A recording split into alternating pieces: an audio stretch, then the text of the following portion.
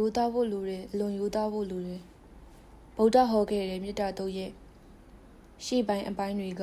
မေတ္တာပွားမဲ့လူတစ်ယောက်မှာရှိထားတဲ့အချက်တွေကိုပြောထားတာပါအဲ့ဒီထဲမှာဥစုစသူဟုစုစဆိုတာပါတယ်ရိုးသားဖို့လိုတယ်အလွန်ရိုးသားဖို့လိုတယ်လို့အဓိပ္ပာယ်ရတယ်တချို့တွေမေတ္တာတို့ရွတ်တယ်မေတ္တာပွားတယ်ဘာလို့လဲဆိုတော့လူရှိလူကင်ပေါ်အောင်လုပ်တယ်တချို့ကအကျွေးပြန်မပေးတဲ့သူကိုရည်ရွယ်ပြီးမေတ္တာပို့တယ်အကျွေးပြန်ပေးအောင်လုပ်တယ်ကျွန်တော်တို့ငယ်ငယ်ကလေလူကြီးတွေကပြောတယ်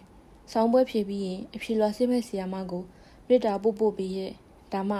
အမက်မြများပေးမှာတဲ့ဒါတွေအကုန်လုံးဟာအကျွေးရလုံမှုကိုအခြေပြုတဲ့မေတ္တာတူတွေပဲတနည်းအားဖြင့်ကိုယ့်ကိုညာနေတာပဲ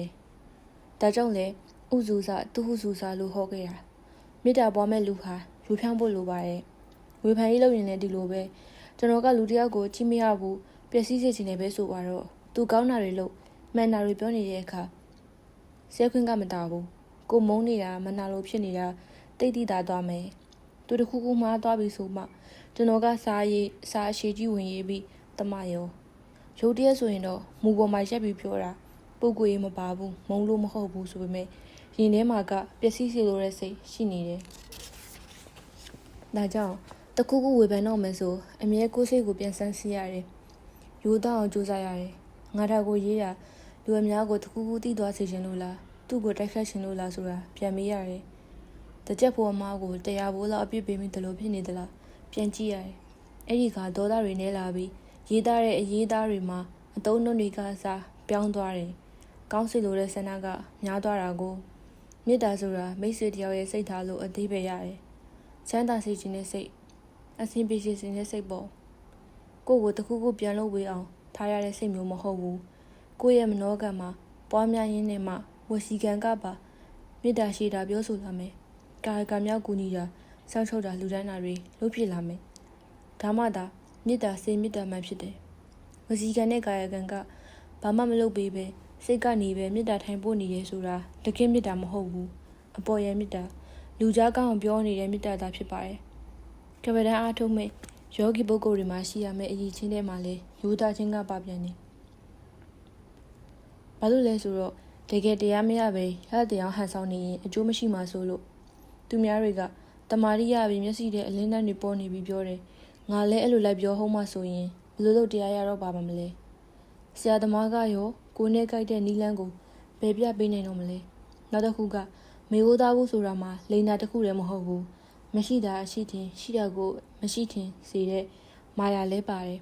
အမှန်ကိုအမှန်တိုင်းမပြောတဲ့မပွင့်လင်းခြင်းလည်းပါတယ်ဒါတွေဟာလည်းကိုယ်တကယ်မေတ္တာထားပါတယ်သူတို့ကိုစိတ်ချမ်းသာစေခြင်းနဲ့ဆိုရင်ရှောင်ကျဉ်တဲ့အချက်တွေပဲစဉ်းစားကြည့်လေလိန်တဲ့သူမှကိုယ့်ကိုစိတ်ဒုက္ခပေးရမဟုတ်ဘူးမာယာသုံးတဲ့သူနဲ့ဆိုလဲကိုယ်စိတ်ကလုံခြုံမှာမဟုတ်ဘူးကိုယ်တိုင်နဲ့ဥပမာပေးရရင်ကျွန်တော်ဆိုမပွင့်လင်းဘူး introvert ဖြစ်တော့ကိုယ်ခံစားချက်ကိုလည်းတစ်ဖက်သားနားလည်အောင်ပြောမပြတတ်ဘူးရင်မဖွင့်တတ်ဘူးအဲ့ဒီတော့တကယ်တမ်းကိုယ်စိတ်မှာအဆင်မပြေနေပေမဲ့ပြေတယ်လို့ပဲပြုံးပြနေတတ်တယ်တစ်ဖက်လူရေတိုစိတ်ချမ်းသာဖို့ကိုဦးစားပေးလိုက်တာ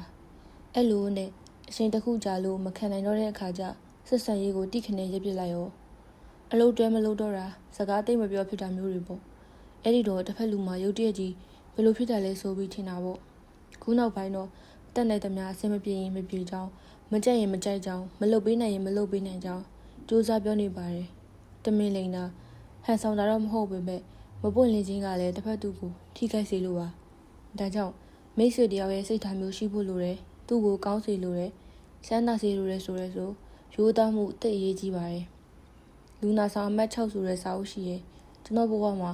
ကိုကြီးစာတရားဆိုတာကိုချင်းချင်းလေးလေးနားလည်သွားစေခဲ့တဲ့စာအုပ်လို့ပြောလို့ရတယ်ရုရှားခေတ်ပြကာလကိုအခြေတည်ထားတဲ့ဝတ္ထုအဲ့ဒီကစေယုံတယုံမှာလူနာဆောင်အမှတ်6ဆိုတာရှိရဲ့ဆေးယောဂရှင်တွေကို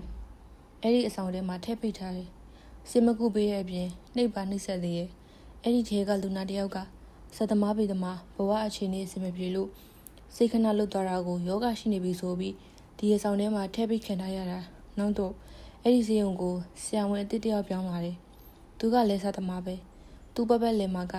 အဲ့ဒီလိုစာအကြောင်းပေကြောင်းဆွေးနွေးရမယ့်လူကမရှိဘူးတကယ်တော့အဲ့ဒီလူနာဆောင်မတ်6ကိုရောက်သွားတယ် ခုနကလူနာနဲ့စကားဆက်မိတယ်စာကြောင်းပေကြောင်းတွေပြောချရင်ကနေဒီအခြေအနေပေါ်အပြန်အလှန်ညှိခုန်ကြတယ်လူနာကသူတို့ကိုအခုလိုဆေးလက်ကုမပေးပဲဖမ်းချုပ်ထားတာမဖြစ်သင့်ဘူးပေါ့အဲ့ဒီကဆရာဝန်ကဘာပြောလဲဆိုတော့လူဆိုတာဘယ်အခြေအနေပဲရောက်ရောက်ကိုယ်စိတ်ကသာအဓိကတယ်စီပိုင်းထဲမှာနေတဲ့ဒိုင်အိုဂျီနီစာရှင်ပရင်ထက်တောင်စိတ်ချမ်းသာရသေးတယ်လေပြောနိုင်တာပေါ့သူမအထက်မရောက်သေးပဲကိုနောက်တော့ဘေးလူတွေကတန်တရားရှိလာတယ်ဘယ်ဆရာဝန်မှတောင်းမကြည့်ရဲ့အဆောင်ကိုဒီဆရာဝန်လဲကြောင်မှခဏခဏသွားနေပါလားပေါ့သူ့ကြည့်လိုက်ရင်လဲဘာတွေပြောလို့ပြောနေမှမသိဘူးပေါ့စာသမားပေသမားကိုအဲ့ဒါနဲ့ပဲသူ့ကိုပါစိတ်ယောဂရှိနေရဆိုပြီးလူနာဆောင်ထဲထည့်ပိတ်လိုက်တော့တယ်ရက်ပိုင်းတော့မခံဘူးအဲ့ဒီဆရာဝန်တည်သွားပါလေရောမတရားမှုတစ်ခုကိုမျက်စိချေတဲ့မှာမြင်နေပါလျက်နဲ့နေသားတယ်လို့နေပြီးသူ့ရဲ့တာဝန်မဲမှုကိုစကလုံးလှလှလေးတွေနဲ့ဘုံခဲတဲ့ဆရာဝန်ဟာတကယ်ကြတော့သူ့အထင်သေးခဲ့တဲ့လူနာအဟောင်းတွေလောက်တောင်ဒီကြောင်ကိုမခံနိုင်ခဲ့ဘူးပြောရမယ်လူဆိုတာချမ်းသာခြင်းအရွှေရများခြင်းလက်လာပါပေါ်ခြင်းရှိကျုခံရခြင်းဆိုတဲ့အကောင်းလောကရန်တွေနဲ့ကြုံရတဲ့အခါမှာစိတ်ကပျော်ရွှင်အဆင်ပြေနေဖို့လိုတယ်လွယ်တယ်အဲ့ဒါတိတ်ထူဆန်းတဲ့ကိစ္စလည်းမဟုတ်ဘူးဘယ်သူမှဆိုတတ်နိုင်တယ်အစိုးလောကရန်တွေနဲ့ကြုံရပြီဆိုတဲ့အခါကျမှသာကိုယ်နှလုံးသားထဲမှာဓမ္မကိုတကယ်သဘောပေါက်မပေါက်သိနိုင်တာကိုယ်မှာတရားရှိမရှိကိုအဲ့ဒီတော့မှမှတ်ကြောက်တင်ပေးမှာကိုလူတွေဆဲနေပြီဝေးဖန်နေပြီကိုလုပ်ငန်းမှာအရှုံးပေါ်နေပြီကြီးရသူတွေနဲ့ကွဲကွာရပြီစသဖြင့်ကြုံရတဲ့အခါကျကိုပြောနေတဲ့အတိုင်းရက်တည်နိုင်မလားဆိုတာကိုအမြဲဆန်းစစ်နေဖို့လိုတယ်ကိုပြန်မေးနေဖို့လိုတယ်မညာဖိဖို့လိုပါတယ်ဒါကြောင့်ဆက်ဆံရေးတွေကစားလို့တိုင်းရေးပြည်ရေးကိစ္စလည်းနေဗန်ကိုမျက်မှောက်ပြုနိုင်ဖို့ဆုံးရိုးသားဖို့လိုတယ်အလွန်ရိုးသားဖို့လိုတယ်ဖို့ပြောတာပါ73ရက်5လ2020နှစ်စိတ်ကောင်းနှလုံးကောင်းကျင့်ဝတ်နဲ့လူဝင်ဆန့်ခြင်းမဟာကဏ္ဍယုံဆရာကျော်ကြီးကြောင့်လေ့လာမိတော့ကျောင်းသိက္ခာတန်ဃာတော်တွေလိုက်နာရမယ့်အချက်10ချက်ဆိုတာကိုစိတ်ထဲအမြဲမှတ်မိနေပါတယ်ပထမဒုတိယတတိယနဲ့ပြောထားတာတွေကလည်းစိတ်ဝင်စားစရာကောင်းတယ်တန်ဃာတော်တွေမှအတွက်မှမဟုတ်ပဲကျွန်တော်တို့အတွက်ပါရေးကြီးတဲ့အချက်တွေလို့မှတ်ယူနိုင်ပါတယ်1စိတ်ကောင်းရှိဖို့ကပထမငယ်ကတော့စိတ်ကောင်းရှိရဆိုရင်သူတစ်ပါးကိုကူညီတတ်တယ်မယုံပါဘူးသဘောကောင်းတယ်ဒီလိုဇယိုက်လက္ခဏာတွေလို့ထင်ခဲ့ဘူးတဲ့တကယ်တော့ဗုဒ္ဓရွယ်တဲ့စိတ်ကောင်းဆိုတာလောဘဒေါသမောဟမာနမနာလိုစိတ်ပြန်လည်မှုထိုင်မဲ့မှုပူဆွေးမှုစတဲ့စိတ်အညစ်အကြေးတွေကင်းစင်နေခြင်းကိုဆိုလိုတာဖြစ်ပါတယ်အဲဒီရှုထောင့်ကနေဆိုစိတ်ကောင်းရှိဖို့ဟာအင်မတန်ခက်ခဲပြီးအင်မတန်မှလည်းအရေးကြီးရဆိုတာကိုသိနိုင်ပါတယ်စိတ်ဆိုတာကအရှိတရားမဟုတ်ဘူးအဖြစ်တရားပါဒါကြောင့်စိတ်ကောင်းရှိရသူဆိုတာမရှိဘူးစိတ်ကောင်းမြတ်မြတ်ဖြစ်အောင်ကြိုးစားနေတဲ့သူပဲရှိပါတယ်ဆိုလိုတာကအမြင်မပြတ်စိတ်ကောင်းဝင်နေမှာမဟုတ်ဘူးဒေါသဖြစ်တဲ့အခါဖြစ်မယ်လောဘဖြစ်တဲ့အခါဖြစ်မယ်မနာလိုစိတ်ဖြစ်တဲ့အခါဖြစ်မယ်အဲ့ဒါတွေကိုဖြစ်စေဖြစ်ခိုက်မှတည်ပြီးစိတ်ကောင်းပြန်ဖြစ်သွားအောင်ပြုပြင်နိုင်ဖို့ပဲလိုပါတယ်ဝီနီကျင့်ဝတ်ကိုလေးစားဖို့ကဒုတိယကိုသက်ဆိုင်ရာအသက်မွေးဝမ်းကြောင်းအလုံးနဲ့ပတ်သက်တဲ့ကျင့်ဝတ်တွေရှိရဲ့အဲ့ဒီမတိုင်ခင်ကျောင်းသားကကျောင်းသားတာဝန်မိဘကမိဘတာဝန်တွေရှိရဲ့သူငယ်ချင်းအနေနဲ့လူ့ဘော်ကံဘက်အနေနဲ့ချစ်သူရေးစားအိမ်တော်ဘက်အနေနဲ့လိုက်နိုင်ရမယ့်အသစ်တွေလည်းရှိပြန်နေရက်ွက်သူရက်ွက်သားမြို့သူမြို့သားနိုင်ငံသူနိုင်ငံသားကနေနောက်ဆုံးကမ္ဘာသူကမ္ဘာသားများအနေနဲ့ကျွန်တော်တို့လုံးတင်လုံးတိုက်တဲ့တာဝန်တွေစောင့်ထိန်အပ်တဲ့ကျင့်ဝတ်တွေလည်းရှိတယ်ဒါတွေကိုလေးစားဖို့အရေးကြီးပါတယ်တွန်းကျမ်းမာဖို့ကအတိတတိယငယ်တုန်းမှာကျမ်းမာခြင်းရဲ့တန်ဖိုးကိုမသိနိုင်ဘူးနေထိုင်မကောင်းဖြစ်လိုက်မှစိတ်ကူတာရင်အချိန်တွေငွေတွေကုန်သွားမှပဲသိနိုင်တာမျိုးဖြစ်တယ်ကျမ်းမာရေးပျက်စီးရင်ပညာဥစ္စာကုသိုလ်တရားဘာဆိုဘာမှမရှာနိုင်တော့သလိုရှိတာရထားပြီးရဲ့ပညာဥစ္စာတွေကိုပါအသုံးချမရဖြစ်သွားတတ်တယ်ဒါကြောင့်ရှိတော်တန်မိုးထားပြီးကြာမြင့်အောင်ကြိုးစားတဲ့အထဲမှာကျမ်းမာရေးလည်းပါပါတယ်လေးတန်ရှင်းဖို့ကစုထ